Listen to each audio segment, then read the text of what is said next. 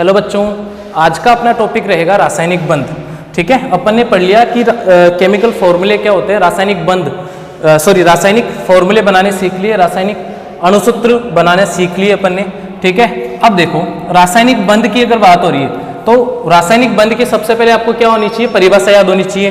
देखो जो अणु होता है, अणु में उपस्थित आयन या परमाणुओं के मध्य उपस्थित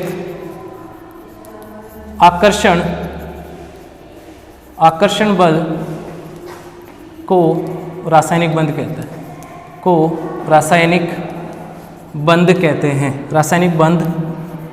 कहते हैं। अगर रासायनिक बंध की परिभाषा की बात करें तो अणु अपन ने पढ़ा, अणु के अंदर क्या होते हैं, आयन होते हैं और परमाणु होते हैं, उनके बीच में क्या लगता है, आकर्षण बल होता है। उस आकर्षण बल को अपन क्या कहते हैं, रासायनिक बंध कहते हैं। इतना क्लियर है। अब रासायनिक बंध जो है कितने प्रकार के होते हैं, ये 4 प्रकार के अपन पढ़ेंगे यहाँ पे। फर्स्ट है आयनिक बंध पढ़ेंगे सबसे पहले अपन, फिर उसके बाद में अपन पढ़ेंगे सहसंयोजक बंध, फिर अपन पढ़ेंगे उपसहसंयोजक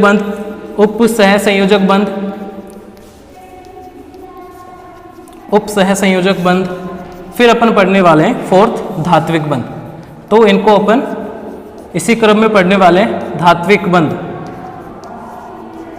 तो पहला अपन हेडिंग डाल लेंगे कि आयनिक बंध क्या होता है। आयनिक बंध देखो नाम से पता चल रहा है कि आयनों के बीच में जो बंध होता है उसको अपन क्या बोलते हैं, आयनिक बंध। तो पहली अपन हेडिंग डाल लेंगे आयनिक बंध। इसकी अगर डेफिनेशन की बात करें, देखो आयनिक बंध, आयन पढ़े अपन ने, आयन क्या होते हैं, पॉजिटिव और नेगेटिव दोनों टाइप के आयन होते हैं। तो पॉजिटिव और नेगेटिव दोनों आयन क्या करते हैं, एक दूसरे को अट्रैक्ट करते हैं, एक दूसरे को आकर्षित करते हैं। तो उनके बीच में एक बंध बनता है, उसको अपन क्या बोलते हैं, आयनिक बंध। तो आप लिख दोगे कि विपरीत आवेशों के मध्य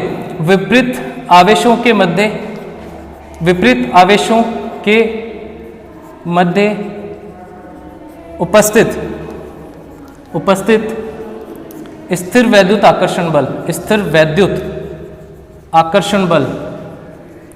आकर्षण बल को आयनिक बंध कहते हैं। ठीक है, आयनिक बंध कहते हैं। इतना क्लियर है। मतलब विपरीत आवेश, जैसे कि मैं एक एग्जांपल की बात करता हूँ, Na, इस पे अपन ने पढ़ा था कि प्लस चार्ज होता है और क्लोरीन जो होता है उस पे क्या होता है, माइनस चार्ज होता है। अब जब भी ये दोनों आपस में अभिक्रिया करेंगे तो इनके बीच में एक बंध बन जाएगा और ये यौगिक बन जाएगा NaCl। तो विपरीत आवेश है, देखो प्लस और माइनस, विपरीत आवेश के मध्य जब भी एक बंध बनेगा वो कौन सा होगा, आयनिक बंध होगा। इतना क्लियर है। ठीक है, देखो अब इनसे जो यौगिक बनते हैं, इनसे बने यौगिक आयनिक यौगिक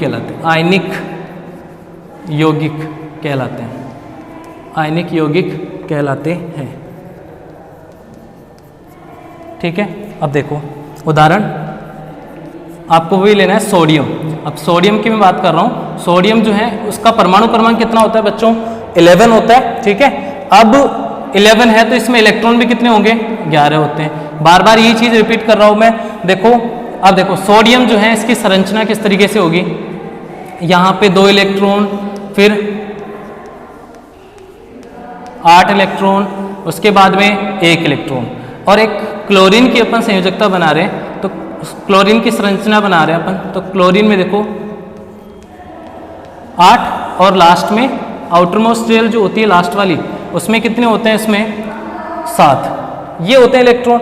अब देखो इसको अपना अष्टक पूरा करने के लिए 1 इलेक्ट्रॉन चाहिए और इसको जो है अपना अष्टक पूरा करने के लिए 1 इलेक्ट्रॉन त्यागना है। तो ये 1 इलेक्ट्रॉन त्यागेगा और ये आपस में अभिक्रिया कर लेंगे। ये 1 इलेक्ट्रॉन त्यागेगा तो वो कहाँ जुड़ जाएगा, जाके क्लोरीन के पास जुड़ जाएगा। तो ये तो बन जाएगा Na+ और ये क्या बन जाएगा, Cl-।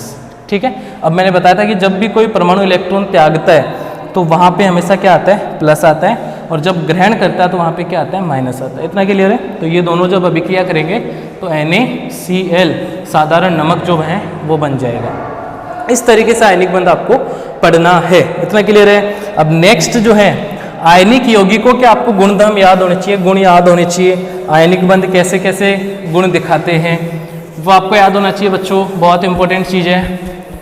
सबसे पहली चीज़ आयनिक जो है आयनिक यौगिकों के गुण आपको टॉपिक डालना है, आयनिक यौगिकों के गुण, आयनिक यौगिकों के गुण। सबसे पहला पॉइंट आपको इसमें लिखना है कि ये प्रकृति आपको लिखनी है इसमें कि इनकी प्रकृति कैसी होती है। आयनिक जो यौगिक होते हैं वो कठोर होते हैं, या लिख सकते हैं आप कि क्रिस्टलीय ठोस, क्रिस्टलीय ठोस, कठोर व भंगूर होते हैं, भंगूर होते हैं। अब देखो ये भंगूर का मतलब क्या होता है, 8th क्लास में पढ़ा होगा आपने। भंगूर का मतलब होता है कि जब भी अपन जैसे मान लो कोयला है तो उसको अपन हथौड़ा मारते हैं उसके ऊपर तो वो क्या हो जाता है, बिखर जाता है। या आप बोल सकते हैं जैसे पत्थर है उस पर हथौड़ा मारो तो आप पत्थर जो है वो बिखर जाता है, उसको अपन क्या बोलते हैं, भंगूर प्रकृति। ठीक है। तो ये क्रिस्टलीय होते हैं, कठोर होते हैं और भंगूर प्रकृति के होते हैं। मतलब कोई भी चीज़ से अपन उसको हिट करेंगे, मारेंगे तो वो क्या हो जाएंगे, टुकड़ों में विभाजित हो जाएंगे। इतना क्लियर है। दूसरा आपको याद रखना है कि इनके गलनांक व क्वथनांक, इनके गलनांक व क्वथनांक उच्च होते हैं। कैसे होते हैं बच्चों, उच्च होते हैं। गलनांक व क्वथनांक उच्च होते हैं क्योंकि प्रबल स्थिर वैद्युत आकर्षण बल के कारण, प्रबल स्थिर वैद्युत आकर्षण बल के कारण। ठीक है। स्थिर वैद्युत आकर्षण बल के कारण, प्रबल स्थिर वैद्युत आकर्षण बल के कारण इनके गलनांक व क्वथनांक उच्च होते हैं। ठीक है। अब इसका मतलब क्या है, क्योंकि जब इतना प्रबल आकर्षण बल है तो अपने को बहुत ज़्यादा ऊर्जा देनी पड़ेगी इनके बंध तोड़ने के लिए। अब देखो मैं बात करता हूँ जैसे कि NaCl था, तो NaCl में क्या है, स्थिर वैद्युत आकर्षण बल है और ये बहुत प्रबल होता है। इसको तोड़ने के लिए अपने को बहुत ज़्यादा ऊर्जा देनी पड़ेगी उसको, तो अपन जितनी ज़्यादा ऊर्जा देंगे ना तो उसी को अपन बोल रहे हैं कि इनके गलनांक और क्वथनांक उच्च होते हैं। इतना क्लियर है। अब दूसरा है विलेयता, तीसरा पॉइंट है विलेयता। ये आयनिक यौगिक जो होते हैं, आयनिक यौगिक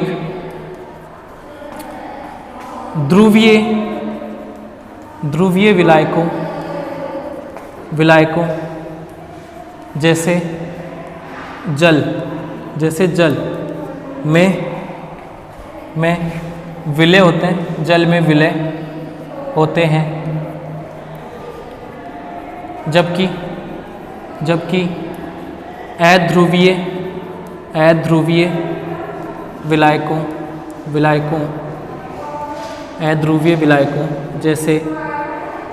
अध्रुवीय विलायकों जैसे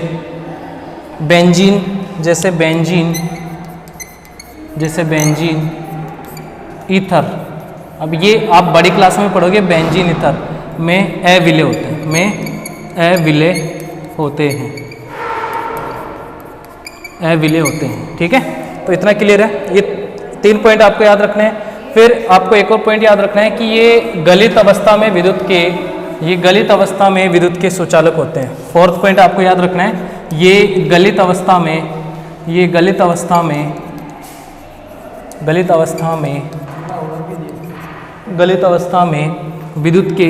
विद्युत के सुचालक होते हैं, ठीक है।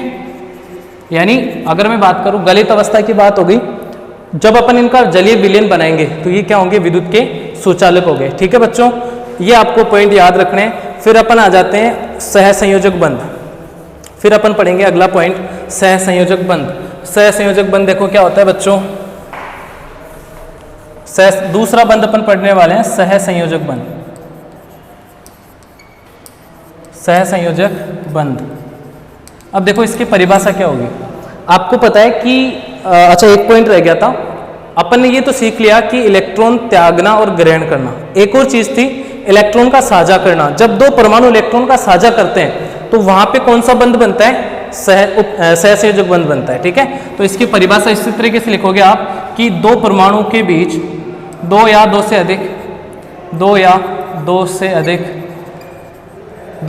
अधिक परमाणुओं के मध्य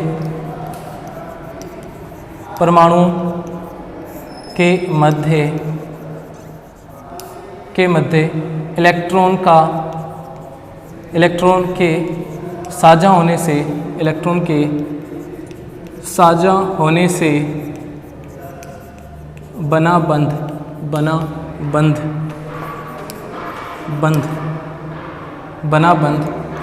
सहसंयोजक बंध कहलाता है। सहसंयोजक बंध कहलाता है। सहसंयोजक बंध कहलाता है। ठीक है भाई, इतना क्लियर है। यानी जब दो परमाणु आपस में इलेक्ट्रॉन का साझा करेंगे तो वहां पे कौन सा बंध बनने वाला है बच्चों? सहसंयोजक बंध। जैसे उदाहरण की अगर बात करें अपन तो H2 ये क्या करता है इसमें? देखो अगर ऑक्सीजन की मैं बात करूं, ऑक्सीजन का आपको याद रखना है कि पहले तो परमाणु क्रमांक कितना होता है इसका? ऑक्सीजन का 8 होता है। इलेक्ट्रॉन भी कितने होंगे? 8 होंगे। तो ऑक्सीजन में अपन इलेक्ट्रॉन भरते हैं तो बाहर वाली कक्षा में कितने इलेक्ट्रॉन आएंगे इसमें? देखो 6 आएंगे, 2 और 6 इस तरीके से इलेक्ट्रॉन भरे जाएंगे, 2 और 6। और जब भी अपन साझा करेंगे इलेक्ट्रॉन का तो हमेशा बाहर वाली कक्षा के इलेक्ट्रॉन लिए जाएंगे। तो ऑक्सीजन की अगर मैं बात करूं तो ऑक्सीजन जो है उसके पास अभी कितने इलेक्ट्रॉन हैं? इस तरीके से 6 इलेक्ट्रॉन है। और हाइड्रोजन जो है, हाइड्रोजन के पास भैया 1 इलेक्ट्रॉन होता है। ठीक है, तो हाइड्रोजन तो अपना ड्यूप्लेट कंप्लीट करेगा। ड्यूप्लेट का मतलब होता है द्विक। देखो एक तो अष्टक होता है, अष्टक मतलब बाहर वाली कक्षा में 8 इलेक्ट्रॉन हो जाए, और द्विक का मतलब होता है कि 2 इलेक्ट्रॉन हो जाए। अब हाइड्रोजन जो अपना अष्टक पूरा नहीं कर पाएगा तो ये क्या कर पाएगा? द्विक पूरा करेगा। तो इस तरीके से अपना ये स्थायी हो जाता है द्विक पूरा करके। अब ऑक्सीजन को भी अपना अष्टक पूरा करना है तो इसके पास 2, 2, 4, 2, 6 तो पहले से थे, 2 की जरूरत थी अष्टक पूरा करने के लिए।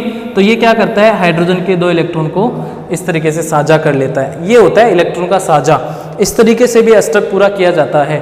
अपन ने पढ़ा था कि इलेक्ट्रॉन त्यागना ग्रहण करना, उससे तो उससे तो जो है क्या होता है? अष्टक पूरा होता है। लेकिन यहाँ पे एक और विधि है कि अपन इलेक्ट्रॉन का साझा करके भी अष्टक पूरा कर सकते हैं।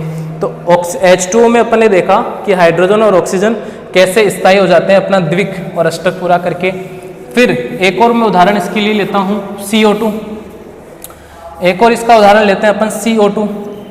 ठीक है, अब देखो कार्बन की बात हो रही तो कार्बन कितने नंबर पे आता है? 6 पे आता है। यानी इसमें इलेक्ट्रॉन भी कितने होंगे? 6 होंगे। तो कार्बन जो है अपने देखो कार्बन इस तरीके से होगा, पहली वाली कक्षा में 2 इलेक्ट्रॉन फिर 4 इलेक्ट्रॉन। तो ये अपने चारों इलेक्ट्रॉन इस तरीके से जमा लेगा। ठीक है, अब ऑक्सीजन जो है, ऑक्सीजन के पास कितने इलेक्ट्रॉन है? अभी 6 इलेक्ट्रॉन है। अभी देखा अपन ने ऑक्सीजन के पास कितने इलेक्ट्रॉन है? 6 इलेक्ट्रॉन है। ठीक, अब ये क्या करता है? ऑक्सीजन को 2 की जरूरत थी तो अपना देखो 6 तो पहले से थे, 2 कार्बन के इसने शेयर कर लिए, साझा कर लिए। और इधर वाले ऑक्सीजन ने भी 2 इलेक्ट्रॉन कार्बन के साझा कर लिए। ये तो इनका तो अष्टक पूरा हो गया। अब कार्बन भी अपना अष्टक पूरा करेगा तो इसके पास देखो 2 और 2 तो 4 तो थे, और 4 जो है ऑक्सीजन के, दोनों ऑक्सीजन के साझा कर लेगा। इस तरीके से जो है कार्बन इसके बीच में डबल बॉन्ड बनेगा। ठीक है, अब देखो एक यहाँ पे इलेक्ट्रॉन साझा होगा तो एक तो ये बंध बनेगा और एक इन दोनों इलेक्ट्रॉन से बंध बनेगा, तो डबल बॉन्ड बोलते हैं इसको, द्विबंध बोलते हैं। अभी आगे बता रहा हूँ इसको। अब देखो ये तो थे किस इसके उदाहरण, सहसंयोजक बंध के उदाहरण थे। अब सहसंयोजक बंध के 3 प्रकार होते हैं। पहला अपन पढ़ेंगे इसमें सहसंयोजक बंध के 3 प्रकार होते हैं। पहला पढ़ेंगे एकल बंध। पहला अपन क्या पढ़ेंगे? एकल बंध। ठीक है, एकल बंध। एकल बंध क्या होता है कि दो परमाणुओं के बीच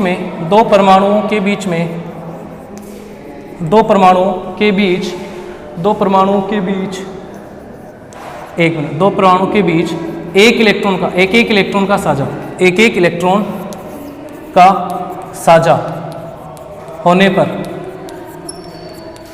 यह बंध बनता है।